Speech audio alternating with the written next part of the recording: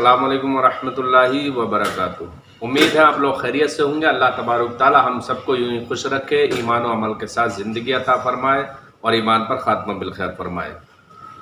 इंतकाल के बाद तीजे में जो चने पढ़े जाते हैं, उन चनों पर जो कलिमात तस्बीह वगैरह पढ़ी जाती हैं, उन चनों को खाने का क्या हुक्म है?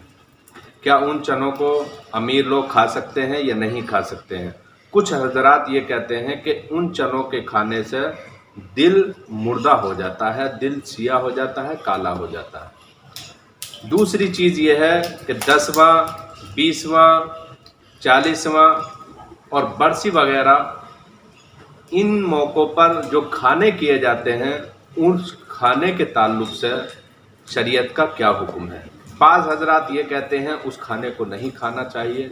बाज़ हजरात ये कहते हैं कि सिर्फ मालदार और हैसियत वाले लोगों को, अगनिया लोगों को वो खाना नहीं खाना चाहिए, बाकी गरीब और मिस्कीन खा सकते हैं।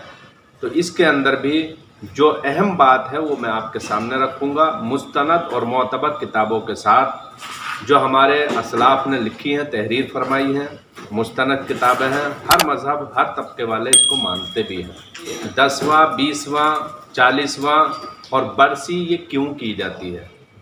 ये इसलिए की जाती है कि मरने वाला जो इंतकाल कर गया है उसके लिए ईसाले सवाब करना।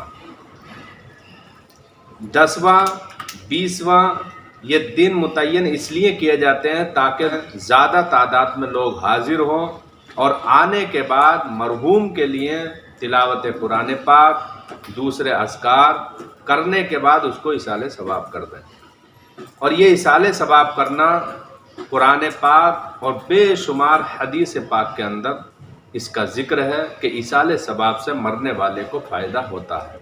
तीजे के बाद जो खाना बनाते हैं या सवा महीने की फातिहा में जो खाना करते हैं, तमाम बिरादरी को बुलाया जाता है और दावत के तौर पर यानी कार्ड तैयार किया जाता है। उसमें कार्ड में लिखा जाता है कि तमाम लोगों को मदऊ किया जाता है, फला दिन फला वक्त में आप लोगों की दावत है, शिरकत करें।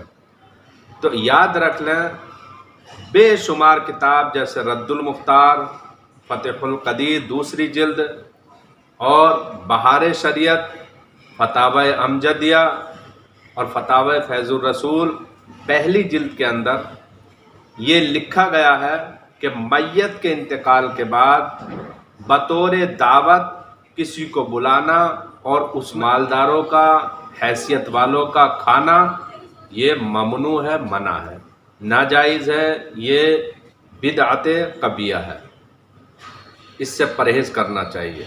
और चेहलुम की फातिहा पर कार्ड के अंदर दावत ना लिखकर बल्कि लिखा जाए मैयत के ईसाले सवाब के लिए इत्तला नामा, और उस वक्त जितने भी लोग शिरकत करें वो इस नियत से आएँ कि हमको मैयत के लिए ईसाले सवाब ही करना है।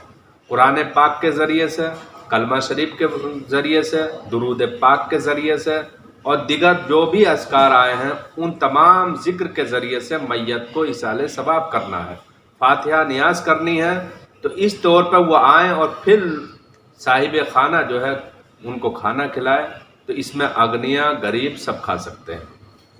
लेकिन इस मौके पर भी अगर अगनिया परहेज़ करें तो ये उनके लिए बेहतर है। मैयत का खाना बतौर इसलिए बुरा नहीं है कि उस पर फातिहा हो जाती है, वो इसलिए बुरा है कि मैयत के इंतकाल के बाद दावत करना इस दावत की बुनियाद पर ममनू करार दे दिया गया है। तो दावत जो की जाती है वो खुशी के मौके पर की जाती है और यहाँ गम का मौका है। और इमाम अहमद रज़ा फाजिल बरेलवी फतावा रिज़विया के अंदर भी तहरीर फरमाते हैं कि मैयत के इंतकाल के बाद दावत के तौर पर अगनिया को खाना खाना ये ममनू है। कि तीजे में जो चने पड़े जाते हैं उन चनों का क्या हुक्म है? उन चनों का हुक्म यही है कि इन चनों को अमीर, गरीब सब खा सकते हैं, कोई हरज नहीं है, क्योंकि इन पर अल्लाह का कलाम पढ़ा गया है और अल्लाह के कलाम पढ़ने से कोई चीज़ ममनू नहीं होती है। तो इसमें अगनिया भी खा सकते हैं, मालदार भी खा सकते हैं। और लेकिन इन चनों का भी हुक्म यही है कि अगर अमीर लोग परहेज़ करें इससे تو یہ ان کے لیے مناسب ہے۔ اور جو لوگ یہ کہتے ہیں کہ چنے کھانے سے یا میت کا کھانا کھانے سے دل مردہ ہو جاتا ہے، یہ اس صورت کے اندر ہے کہ 1.25 مہینے کی فاتحہ یا میت کے انتقال کوئی بھی کھانا کیا جائے اور اس میں دعوت کے طور پر بلایا جائے اور مالدار اس دعوت کو قبول کر کے اس میت کے کھانے کو شریک ہوں اور اس کھانے کو کھائیں، تو اس صورت میں کھانا کھانے سے دل مردہ ہو جاتا ہے، کیونکہ یہ ان کے لیے جائز نہیں تھا، یہ غریبوں کا حق تھا۔ میت کے انتقال کے بعد اس کھانے کا حق غربا اور مساکین اور فقیروں کا ہے، لیکن یہاں جو ہے مالداروں نے کھایا ہے دعوت کے طور پر آ کر، تو یہ انہوں نے ان کا حق مارا ہے، اور حق ماننا گناہ ہے۔ تو یہ گناہ کوئی بھی انسان کرتا ہے تو اس کا دل سیاہ ہو جاتا ہے، کالا ہو جاتا ہے۔ اور روایت میں بھی آتا ہے اطعام المیت یمیت القلبہ، کہ میت کا کھانا دل کو مردہ کر دیتا ہے، وہ اسی صورت میں ہے جو صورت میں نے آپ کے سامنے ذکر کر دی۔ چنوں کے تعلق سے ایک رسم یہ بھی پھیلتی جا رہی ہے کچھ علاقوں میں کہ چنے جو تیجے کے ہوتے ہیں ان چنوں کو دن ہی دن میں یا تو تقسیم کر دیا جائے یا کھا لیا جائے، لیکن گھر میں نہ رکھا جائے۔ اگر رات کے اندر گھر میں رکھ دیا تو یہ برا ہے، کسی کا نہ کسی کا معاذ اللہ انتقال ہو جائے گا، ایسا عقیدہ اور ایسا یقین لوگ رکھتے ہیں۔ تو جو لوگ یہ سوچتے ہیں کہ رات کو گھر کے اندر چنے نہیں رکھ سکتے، یہ بے بنیاد ہے، بے اصل ہے، ایسی کوئی روایت نہیں ہے، اسلام کے اندر ایسی کوئی بات نہیں ہے۔ جس طریقے سے چنے آپ دن میں گھر میں رکھ سکتے ہیں اسی طریقے سے آپ رات میں بھی رکھ سکتے ہیں، اور دن اور رات رب کے بنائے ہوئے ہیں، اور موت کا فرشتہ یہ رب کے حکم سے آتے ہیں۔ آپ کے چنے رکھنے سے گھر میں موت نہیں آئے گی، بلکہ جس وقت اللہ تبارک تعالیٰ نے آپ کی موت یا کسی کی بھی موت لکھ دی ہے اس وقت اس کو اس دنیا سے جانا ہے۔ نہ چنے آپ کو بچا سکتے ہیں، نہ کوئی دنیا کی طاقت بچا سکتی ہے۔